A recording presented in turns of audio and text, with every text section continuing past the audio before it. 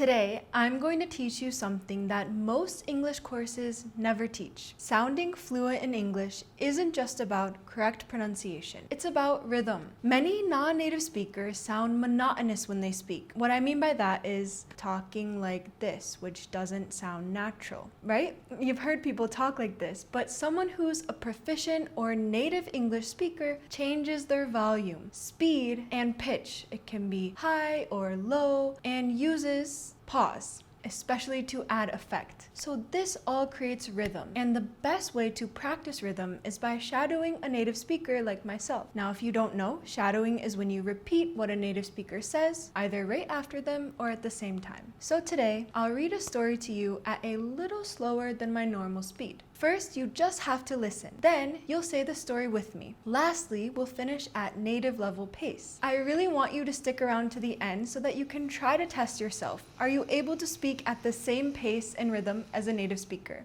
And by the way, Airlearn is an app that I always recommend to students because it teaches English the way it's actually spoken. I've even put the link down below for you. Let's get right into the shadowing. I'll narrate the story. I've been pretty busy lately. Work has been non-stop and I feel like I haven't had a minute to breathe. A friend of mine kept telling me I needed a break, and honestly, she was right. So last weekend, I decided to just do nothing. I stayed home, made some coffee, and read for a couple of hours. It sounds simple, but it was exactly what I needed. Sometimes the best thing you can do is slow down. Okay, let's talk about what you just heard. Did you notice how some words landed harder than others and certain words almost disappeared? That's the rhythm I'm talking about, the rhythm of American spoken English. And it's the most important thing separating intermediate speakers from advanced ones. English is what's called a stress-timed language. This means that not every word gets equal time. Instead, words fall into two groups. First, we have content words. These are nouns, verbs, adjectives, and adverbs. All the words that carry meaning. They all get stressed. We say them longer, louder, slightly higher. Then we have function words. These are articles, prepositions, pronouns, and conjunctions. For example, a, the, to, of, and, was, I, you. These all get reduced. So when we're speaking, they go by kind of fast and blur into whatever's around them. So you can look at the rhythm of a common English sentence like this. Strong, weak, weak, strong, weak, strong. Now don't worry, you don't have to memorize this exactly. It's just supposed to give you an idea about how the rhythm of an English sentence works. Let's go look at that story's first sentence one more time, just to illustrate what I'm saying. I've been pretty busy lately. Work has been non-stop, and I feel like I haven't had a minute to breathe. Did you notice the words that were strong? Busy, lately, work, non-stop, feel, minute, breathe. And then the words that are weak, I've been, has been, I like. You get the point. Now let's move on to shadow a few more times so you can really understand and get a feel for how the rhythm works. I'll go slow this time, really slow. So say each line out loud right after me. And if you can, put stress on the words that I stress and let the weak ones be sort of quiet. I've been pretty busy lately. Work has been non-stop. And I feel like I haven't had a minute to breathe. A friend of mine kept telling me I needed a break.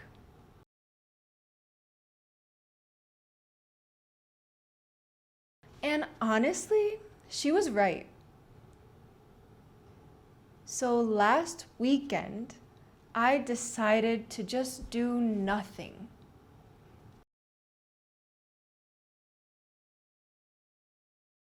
I stayed home, made some coffee, and read for a couple of hours.